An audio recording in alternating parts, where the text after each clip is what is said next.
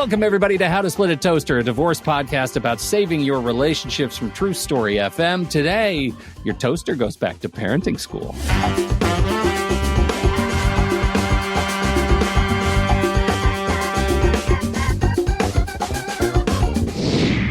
Welcome to the show, everybody. I'm Seth Nelson, and as always, I'm here with my good friend Pete Wright. Today, how do you help your kids navigate your divorce? That's likely a familiar question. Divorce is a test which you cannot study, and you only know if you've passed it after time has passed. Today on the show, we're talking about what it takes to become a better, stronger parent during and after divorce, and we have a terrific perspective to share. Heather Brooke is the founder and CEO of the only divorce and family law firm for women in Northeast Florida. Florida's women's law group in Jacksonville, Florida. She's here today to share her model for helping divorced women and men up their parenting game when it really matters. Heather, welcome to the Toaster. Thank you both so much. I'm very happy to be here and looking forward to talking about helping our clients become better parents during the divorce. I think it's a great question. And I think we, as we were talking before we started recording, this whole idea that you are, as an attorney, helping parents become better parents when they are in a particularly sort of inward-looking process, one that's filled with fear and uncertainty, is, I think, a really interesting one. And they're also looking at the other side, Pete, saying, if that asshole just would stop doing that, my kids would be fine. Right. Those are the extremes. Yes. So let's talk about that. How do you fashion your role in this discussion with divorcing parents and their kids? Well, one of the ways we do for sure is really looking at the big picture, the end game, and that we're in this period of divorce for a short amount of time. When, depending on the age of your children, some of the things that cause so much animosity and fighting really is only going to be for a short period of time, because at least in Florida at 18, they are considered adults. So the court no longer really has jurisdiction to order the parents to do anything for them. So that's one part. And then also the fact that whether, you are choosing not to be married to this man anymore, but you will always be co-parenting with him, and you're always going to share this child. And you got to think about that, because there are graduations, there will be weddings, there will be grandchildren, and you're going to have to still see each other. My parents, it took them probably maybe 40 years, but they can, coexist and, exchange the grandchildren to help their children now. Took a long time, though. I would not say they were great at our weddings. 40 years? Okay, maybe I would say 30. They've been divorced a long time. I was about to say, Heather, you're like 25. What do you mean? I like you guys. 40 years. And it was uncomfortable at my wedding, my brother's wedding, the two of them there together. But then finally, now that they have 6 grandchildren together, and they have, of course, moved on and had other spouses in the interim. But if you can heal and really kind of forgive during that divorce process for the benefit of your children, which is probably a lot of the reason why you may be even getting the divorce right now, so that you're a better person, a better parent, maybe not married to your husband or wife. The old love your kids more than you hate your ex. That's a good motto. You ought to trademark that one. That's a bumper sticker. Okay, Pete, let's trademark it. Because we've been looking for merch. That's right. That's a good merch. I like that one. But it's going to sound a little weird where it's like, love your kids more than you hate your ex. That's a great bumper sticker. we could workshop it just a little bit, maybe just the end. This is the piece that I struggle with, which is, how do you remind people of just that point when what they're talking about is the contentious nature of the divorce process? How do you remind them to love their kids more than they hate their soon-to-be former spouse? Well, I think they will. If you ask them, they will, of course, nobody's going to say, no, I don't love my kids that much, right? They are going to answer that in the affirmative. And so I think you have to walk them through, then what does that look like to them, this process in your behavior? How does that look if they knew what you were doing, and keeping that in mind? But when they're in the thick of it, I think that most individuals have a difficult time, and it is a continual conversation that is worth having with your client, and also to remind them that the way, you can only control your own behavior. You can only control but you can control the way you react to things. And that's going to matter quite a bit, in that your children will see that and learn from it. And that's taking the high road, which pays off down the road. And Pete, the reason why it's so hard is in the divorce process, so much is focused on what is the other person doing? What are you doing? Right. And it's very easy to point blame. And sometimes pointing blame is justifiable when someone has committed financial infidelity and you wake up in a divorce process and you're like, what do you mean there's $150,000 in credit card debt? Yeah, you have a right to be pissed. Wait a minute. And I owe half that? Like, you have a right to be pissed. The question becomes, how do you respond to that, especially in front of and around the children, is the key. So in no way, shape, or form am I suggesting today that you don't have a right to be upset, that you don't have a right to be mad, that you have a right to be untrusting, or even, it might be too early for forgiveness. We just had a whole podcast about how to give and accept apologies. And maybe there's no apology coming anytime soon, if ever. There's still ways that you can respond and deal with your former spouse in a way that puts you in the better light within your own self and then outwardly as well. Well, that I think that gets to it. Like you got to be able to live with yourself, however you behave, you got to be able to live with yourself. Heather, your firm is famously dedicated to women. Yes. Right? Yes, we are.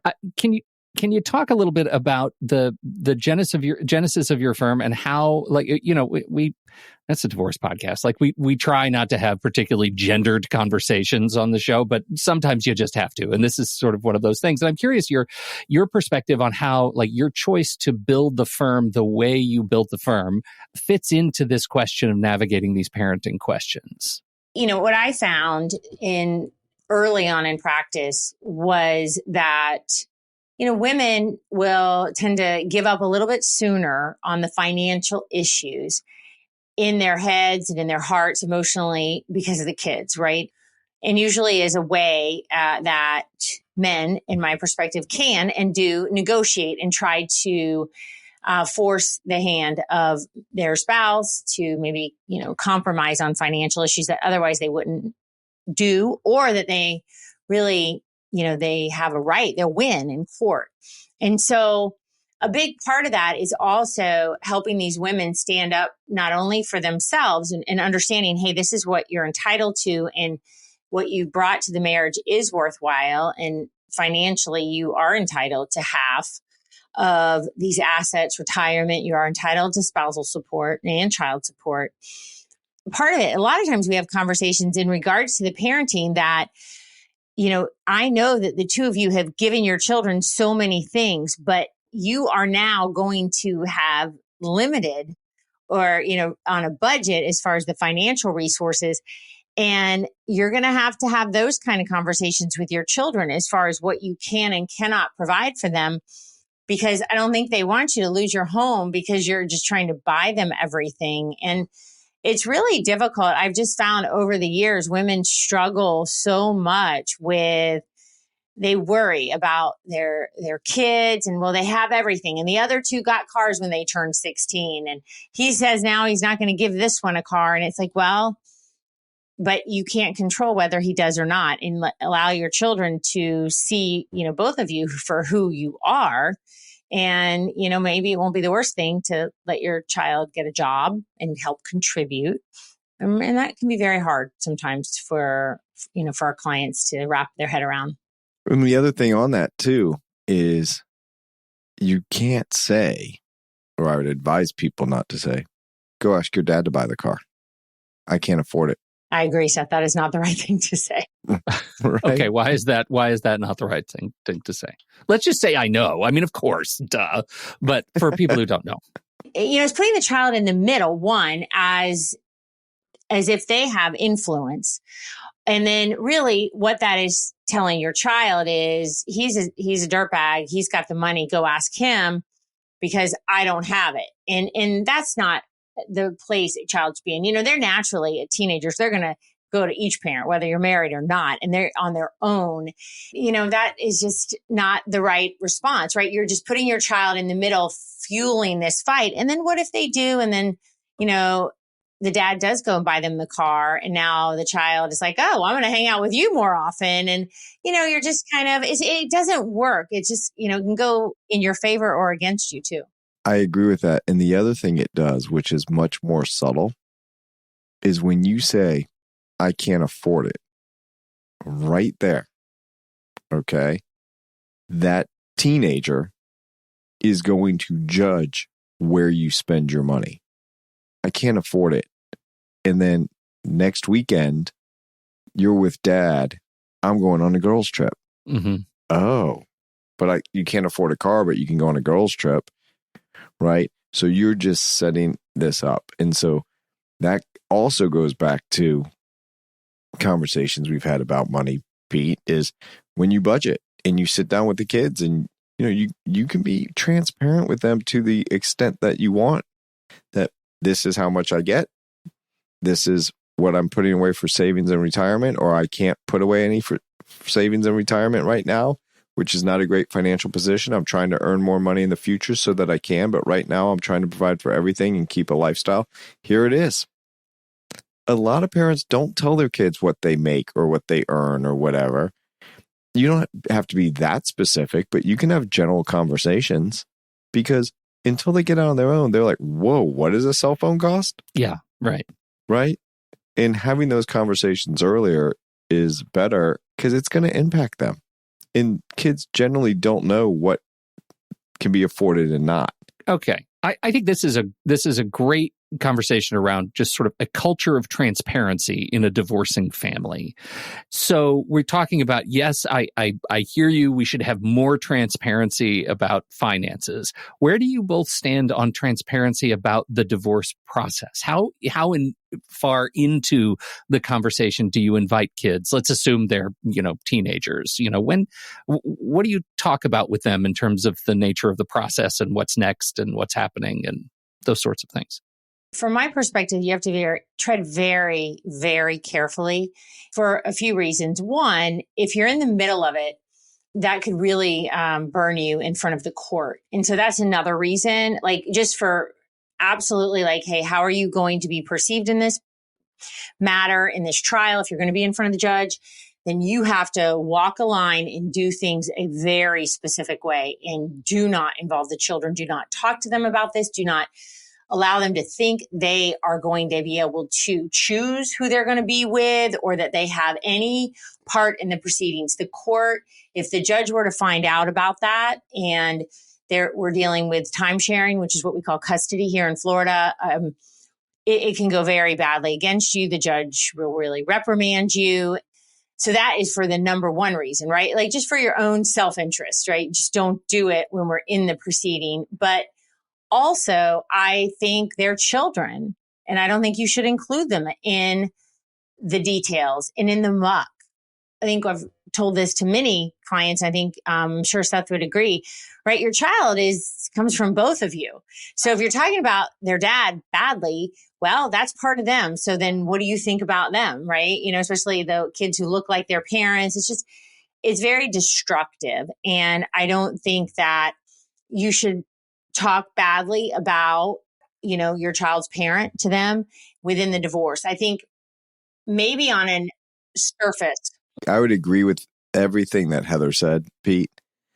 The only thing, because we're saying teenagers, right? So they know that you're going through a divorce. They know that the case hasn't settled. They have friends whose parents have gone to trial. They might have friends whose parents have gone to trial with you as their lawyer. So, yes. Okay. so what I do advocate carefully, tread lightly, when a child asks you, like, when are you just going to be done? Or can't you guys just get it settled? Then we're doing the best that we can. We both love you. These are difficult decisions. It's not always clear what's best. And well, when's it going to be done? I wish I knew. Right? Or, Dad and I we can't decide. So the judge is going to decide, and that is scheduled for June. Right? And if I'm cross-examining a witness, did you ever talk to your kid about this? Yes. Well, what did you say? I told him that these are really difficult issues, and sometimes we can't tell what's best, and your dad and I have to have the judge decide, and that it was scheduled in June. I don't think a judge is going to jump up and down about that answer when you're talking to a 16-year-old. Who knows? Right? Well, how did this come up? Well, they're curious. He was asking about whether he can afford to go to homecoming. So it impacts them, but to keep it at that broad brushstroke level, as opposed to, well, it could have been settled if Dad would have accepted our offer that my lawyer says is fabulous, and this lawyer isn't responding. And it included with that is the big hiccup is that under Florida law, you don't have to pay for college. But I told Dad he really needs to pay for half your college. That's probably a bad answer. No, that's not it. Right. I think this underscores the fine line that you're walking when you are talking about role modeling, great parental behavior for your kids. Like, you want to be honest and authentic. And this sort of, I read stories about people talking about divorce online and editorializing about how, we need to be radically transparent because you're not just divorcing as a couple, you're divorcing a family, right? This affects everybody. You got to be honest. And, maybe you can be honest and your response doesn't have to include, it'll be over when your daddy stops being an asshole. Right. And I think I agree exactly with what Seth said as well. Twice, Pete. Talented lawyer agreed with me twice already on the show. I'm just letting you know. Yes, I'm keeping score. No, I get it. Everybody gets it, Seth. Because your kids know what's going on. They're smart. Of course, they're going to ask, but you just don't want to divulge the details. And, when we started the show, we talked about what we can tell our clients on, how to behave during the litigation. In Florida, we have the sunshine laws. So their children can get access and read everything that has been filed in the divorce. So that's another point to bring up when there's an issue. Are you, one, is this something that's going to move the needle for you? And do you really want this in the record? Do we want this in the record when one day your children, get on the internet and figure it out? Because it's not if, it's just when. Of course. Well, in the spirit of divorce being a team sport, how do you recommend and how do you guide your clients toward dealing with resources to support the kids, like getting them a counselor, a therapist to help them work through some of these issues? How does that work for you? Oh, all the time. It is so important. And really in the environment where all adolescents are right now, they probably need a therapist, whether you're going through a divorce or not, just to get through that time. But most ages of the children, once they are about over 10, and or if they're struggling, at least give them an opportunity to have a safe space to speak. And often also as well, I'll have clients and the child's mad at the father and the child doesn't want to go with them. And it becomes very important to involve the therapist with the child to help nurture that relationship. Because, and again, the court's going to want to order that, but it's really important for your child because they are going to be spending almost half their time with their father. And if there are issues and, they're whatever they are thinking in their head and maybe things that you had said, or that they've just witnessed in the household prior to the divorce and separation, that therapy is really, I don't really see a downside to it. We strongly advocate that for our clients to have their children in And the hard part, not really that hard, is one way is to figure out is like, well, do they need it? Do they not? Do they want it? And I'm a big advocate of mental health check-ins with the parent. And literally, it can be as simple as when you tell them that you're getting divorced, and we've had conversations on how to do that, Pete. But when you tell them that, you can tell them, we're going to be checking in with you to see how you're doing during this process. It's change. Change can be difficult. One day you could be doing great. The next day, maybe not. Maybe 5 minutes ago, you're doing great. Now you're not. So I'm a big advocate of 1 to 10. How you feeling? Right. It just lays it out. Oh, I'm about a 6. Okay. Anything you want to talk about? Anything I can do to help? Anything I can try to do to help? So those little check-ins, like, how are you sleeping at night? I noticed you're not very motivated to practice piano the way you used to be, right? Or anything going on with piano. Like this 1 to 10 stuff to me is everyone understands it. They know what the question is, and it gives them a simple answer. I'm a 6. Do you want to talk about that more? Nope. I'm just a 6. Okay, let's move on, right? And it's good when you have them trapped in the car.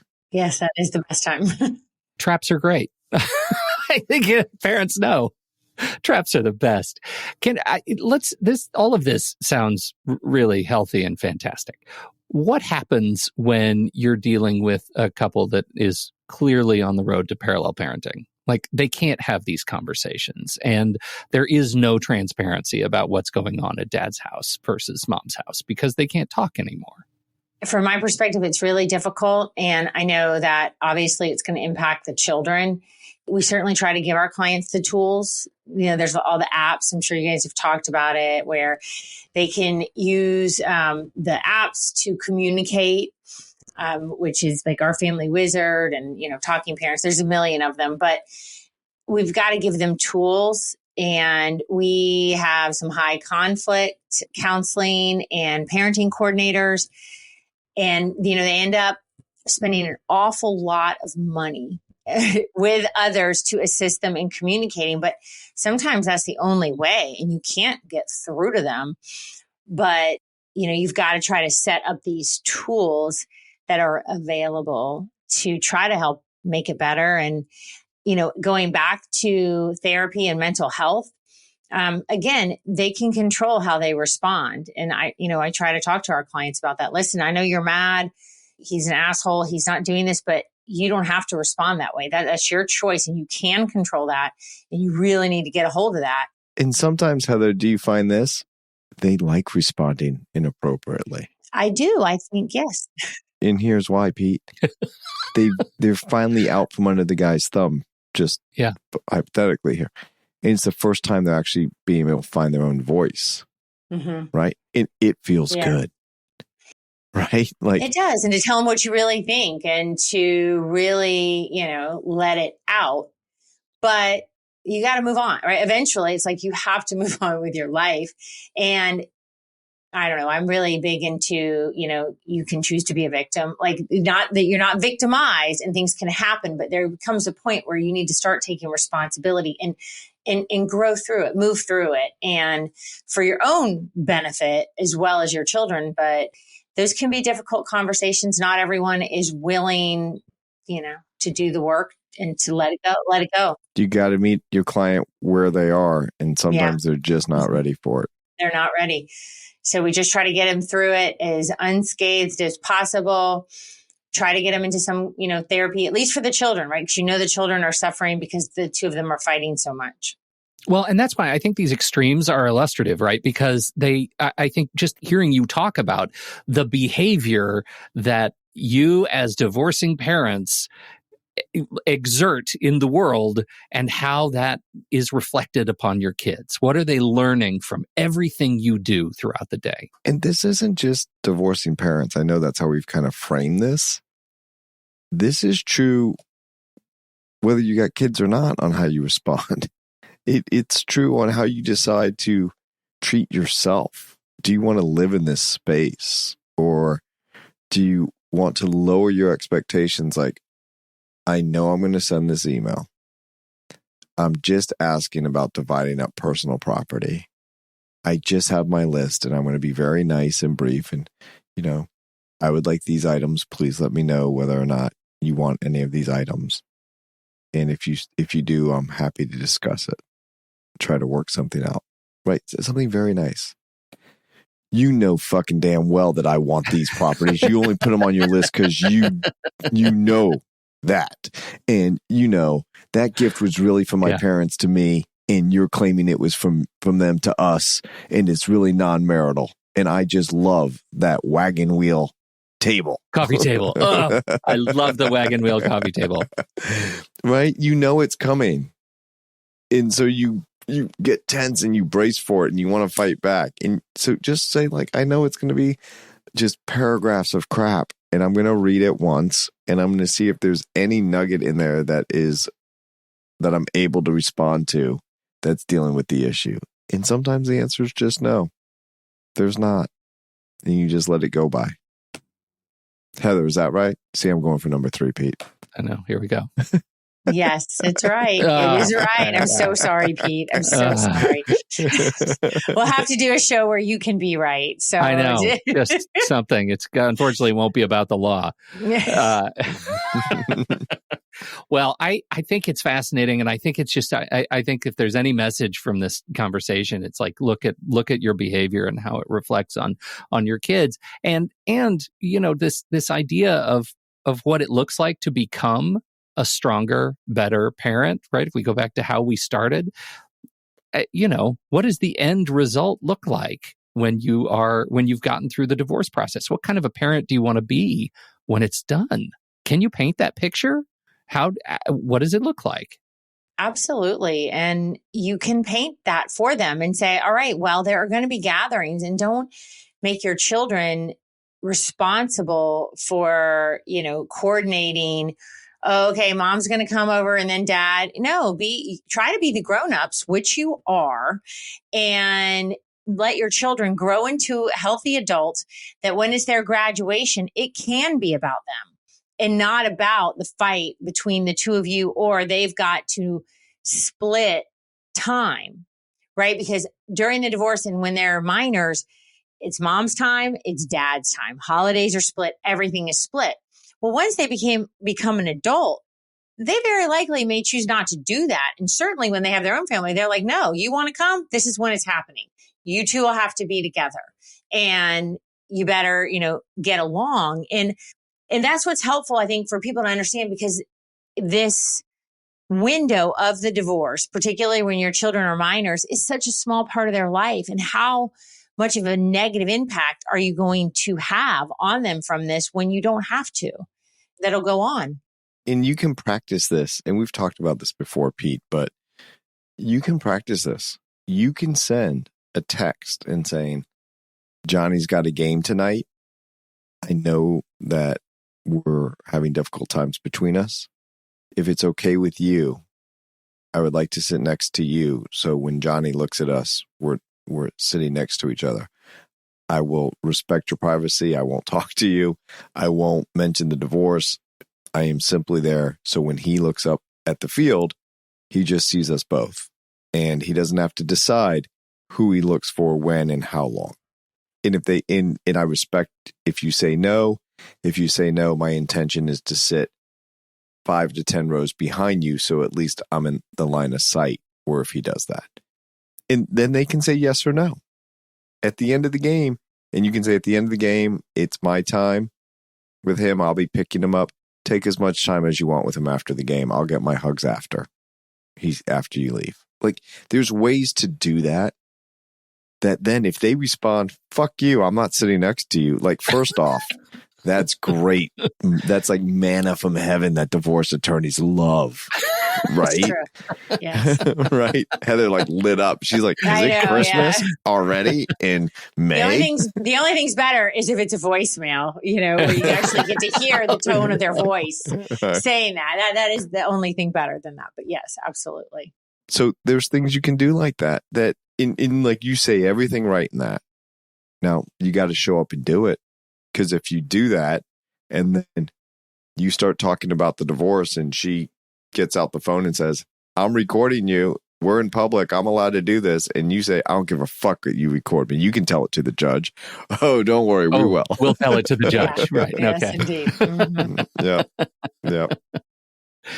Well, it's what fraught waters to sail here. This is really, really hard. And so, for those listening who might be going through this, we're so sorry. It is challenging. It's really, really hard. But just remember, keep it in the back of your head, as frustrated as you are.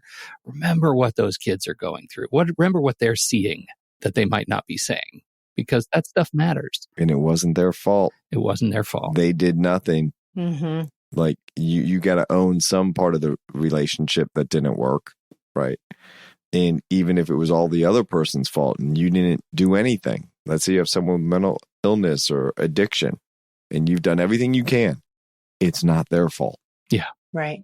Right. It might not be yours either. It's certainly not theirs. Definitely not theirs. And you do have to constantly remind them of that and reassure your children, because as much of the emotions you're feeling in fear and anxiety, I mean, theirs is 10 times worse because they have no input. They really don't know what's going on. They're children. So you have such a responsibility to reassure them, calm them, and try to keep it together in front of your kids, because you brought them into this world. You made this choice to have children. And now you're, whether you chose the divorce or not, it is happening, and you should really take that responsibility seriously to protect them and help them so that maybe they don't end up, going through that, or they learn better behaviors, because now you're showing them a better way to act and interact with somebody. And part of that too is,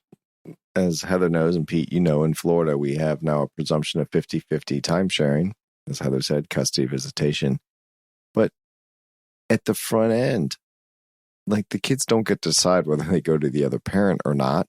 So there's going to be apprehension, and they might say, oh, I want to stay here more. Well, if you can talk to your spouse and say, look, they're being reluctant. Here's what I'm doing. Here's what I'm doing at my house.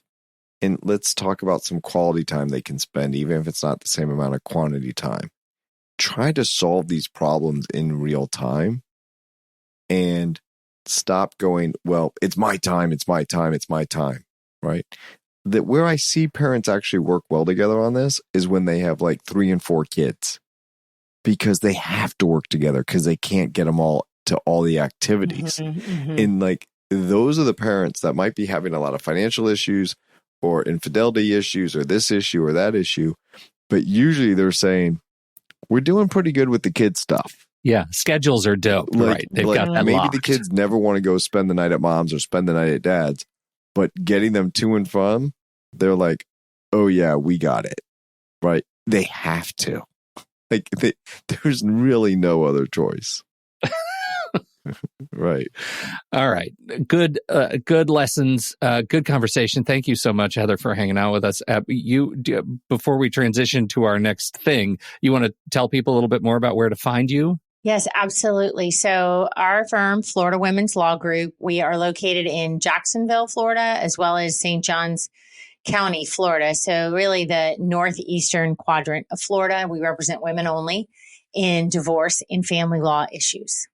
Outstanding. We'll put the website in the show notes. We've got a lot of awesome stuff going on at the firm. We're really glad to be able to share what you do up there in Jacksonville. Well, thank you. Oh, and just for the women listeners, I do have a podcast, Women Winning Divorce. And for the guys listening, listen. Yeah, really. Come on. She's giving you all the secrets on what you're not supposed to do. That's right. Yep. We are in our second year and really had great response and hoping to provide valuable content. So yes, it is applicable, but obviously geared towards women, but it's great. That's the difference, Pete. She's trying to, get like applicable content that's really good on her show. Uh-huh. And we're just chit-chatting. Why is she here? Like, why did she come to talk to us? Because they're listening to our show like, oh, let's go get some quality over there. All right. Well, we have a bit of a slightly precedented, maybe unprecedented transition here. We're going to talk about a listener question. So, Heather, we didn't prep you for this. Ooh, okay. We have listener questions, and this is how it works with me. I don't see them before the show. Okay. So you and I are in the same boat on this question. Are you up for the challenge? Oh, I'm up. I'm up for it. Let's do it, Pete. It's unprecedented because we have two attorneys. They're both Florida attorneys, and we have a question from an anonymous listener who is in Florida. This is the trifecta. Okay. It's huge. Here we go. I'm worried I might be pregnant. Should I file immediately? Anything I should consider? My mom says Florida divorce and pregnancy law is hardcore somehow. That's the end of the question. What makes Florida divorce and pregnancy law hardcore in this specific scenario? And the listener wants to know whether she should file immediately. Yes. So I'm guessing she's a woman because she's pregnant, and therefore we'll have Heather represent her, and I'll be the other side. Okay. All right, Heather, you go first. There is nothing to file as the child has not been born yet. So as far as a paternity action, which will be what would need to be filed, and some things she needs to consider and understand is, what is the relationship with the father? And is he aware? Is he involved? Does he want any part of this? And recently the law changed in Florida in regards to paternity, and now you can be recognized legally as the father if the correct paperwork is executed after the birth of the child. It used to be you have to go to court to establish paternity, but usually women are going to court to establish child support, and then therefore the father shows up to defend that and request time sharing. Now, I'll just agree with the mother on hardcore, not to get on a tangent. I won't go crazy here on that, but obviously you don't have to be married, but if you have a child with somebody, they're going to pretty much get 50-50. And even before the law changed, I found judges were more inclined to grant fathers 50% of the time to unmarried couples. Like, it was really weird, but so you're going to be handing over basically your newborn, even if you're breastfeeding, nursing, to that father every, other day. And that to me seems hardcore for, a child, an infant, to be taken from its mother. That does sound hardcore. That sounds hardcore to me. Yeah. That's because the tender years doctrine, which was, well, if kids are little, they should be with mom, was abolished many, many years ago in Florida. So I agree with everything Heather said. And here's the other thing, Pete. The way I first heard the question was that it was an unmarried person, because she says, I'm pregnant and pregnancy law is hardcore. To lawyers, that sounds like they're not married.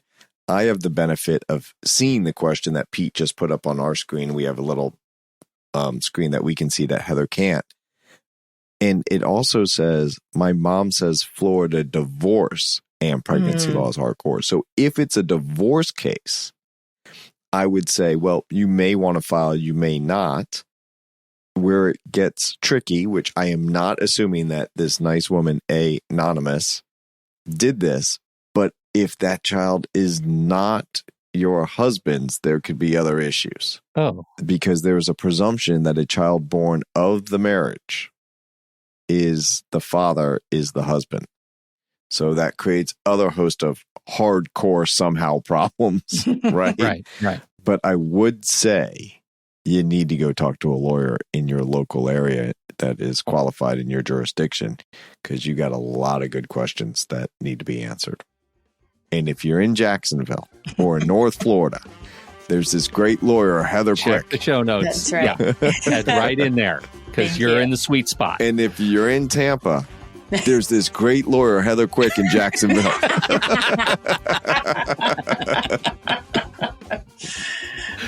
This is outstanding. Thank you, Heather, for submitting yourself to this grueling line of inquiry. We sure appreciate you being here for the whole parts of the show, all of the show.